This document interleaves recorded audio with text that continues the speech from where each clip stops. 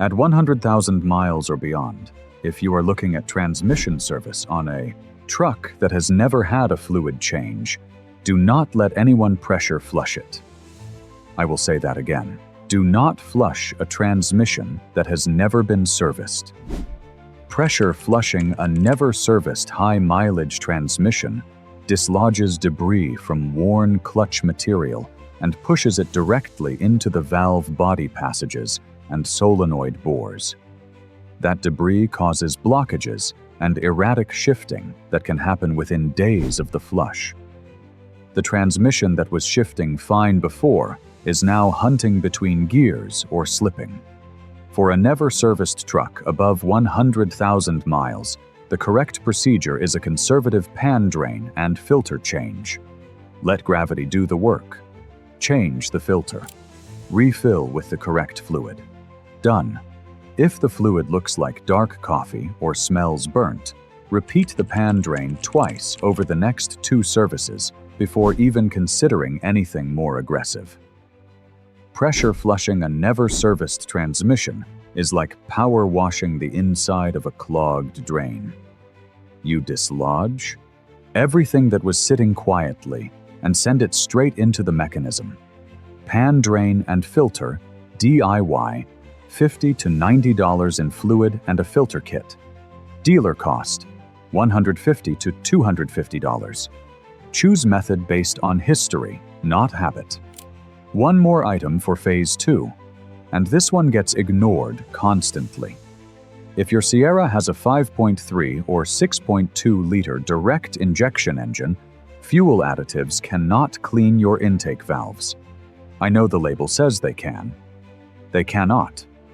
In a direct injection engine, fuel is sprayed straight into the combustion chamber.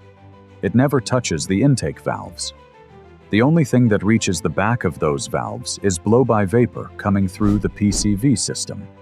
Over time, that vapor bakes into carbon deposits on the valve faces. Rough idle, hesitation on acceleration, misfires at cold start. The fix is mechanical cleaning, either a professional intake tract cleaning or walnut blasting at a shop. DIY prevention tool. Von suits. Catch can on the PCV inlet. Catch can cost $60 to $150 installed. Walnut blasting at a shop when deposits are significant, $300 to $600. Fuel additive that does the same job, $0 because it does nothing. Phase 3, 200,000 to 300,000 miles. Most trucks never get here. The ones that do have owners who treated the drivetrain like it mattered from the beginning. Transfer case and differential fluid are the most neglected fluids on a high-mileage Sierra. For 4-wheel drive trucks with a gross vehicle weight rating over 8,600 pounds, GMC specifies transfer case fluid changes at 30,000 miles. For trucks under that weight rating in normal service, the interval extends to 97,500 miles. In severe service, that drops to 22,500 miles. Most owners do not know either number. The transfer case and front and rear differentials work hardest under towing, off-road use, and any condition your manual classifies as severe. When those fluids break down, the first symptom is noise. By the time you hear it, the damage is underway.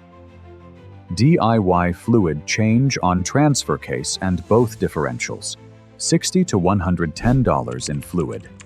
Dealer cost, $200 to $400 total. This is the definition of cheap insurance on a truck pushing 200,000 miles. Frame and underbody rust is the other thing that ends Sierra lives before the engine does. Surface rust on body panels is cosmetic. Frame rust and brake line rust are not. In Rust Belt states, brake line corrosion is one of the most common reasons trucks with perfectly running engines get scrapped. Annual underbody inspection, fluid film or similar rust inhibitor applied to the frame, and immediate attention to any brake line surface corrosion is what separates the trucks that make it to 300,000 from the ones that Get parked at $220,000 because the repair cost exceeds the value. Before we get to the habits that make the difference, a quick thing. If this video is changing how you think about your truck, hit subscribe. Every week I break down what to maintain, what to watch for, and how to keep your Sierra running without handing your paycheck to the dealer. Now let us talk about the small problems that become engine killers, because these are the ones that feel harmless right up until they are not. Coolant leaks. A slow seep from a water pump or a deteriorating hose feels like a minor annoyance. It is not. It is the beginning of the chain that ends with a $2,000 to $4,500 head gasket bill. Inspect your hoses, clamps, and water pump weep hole at every oil change. A hose replacement is $30 to $80. A head gasket is not. Air filter. A very dirty air filter does two things. It restricts airflow and forces the engine to work harder. And if the filter fails its seal or collapses, it allows particulates directly into the intake tract. Those particulates cause abrasive wear on cylinder walls, piston rings, and bearings. This is not sudden. It is cumulative over thousands of miles. The end result is oil consumption, compression loss, and eventually a smoking engine. Air filter cost $15 to $30. Replacing it on schedule is one of the cheapest decisions you will ever make. Dead battery. This one surprises people. A battery that struggles to crank but eventually starts will activate your truck voltage compensation systems repeatedly. Modern GMC trucks manage alternator output and electrical load dynamically. A weak battery forces that system to work harder and can cause fault codes, erratic electrical behavior, and premature alternator wear. A battery test costs nothing at most parts stores. A new battery costs $100 to $200. An alternator replacement costs $400 to $900 at a dealer.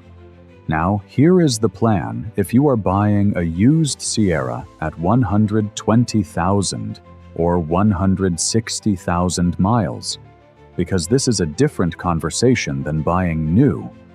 You are not starting a maintenance program. You are inheriting someone else's habits, good or bad. Before you spend $1 on this truck, you need to know 3 things. First, pull the dipstick and check the oil. If it is black and thick and smells burnt, that is an interval problem. Not fatal, but it tells you who owned this truck. Second, pull the radiator cap on a cold engine. If the coolant is brown or smells like exhaust, that is either contamination or a very overdue cooling system service. Either way, budget for it. Third, if the truck has the 5.3-liter with AFM, listen at idle for a tick. Not a valve train tick that disappears at temperature. A persistent tick that stays or gets louder. That is a lifter telling you something. For a truck starting at 160,000 miles with an unknown service history, budget for a transmission pan drain and filter change within the first month. Budget for a cooling system drain and refill. Budget for fresh differential and transfer case fluid. Total cost to catch up a neglected drivetrain, $300 to $600 done yourself. That investment either confirms you have a solid truck or reveals what was being hidden. Either answer is worth having before you put miles on it. Here is the thing about 300,000-mile trucks.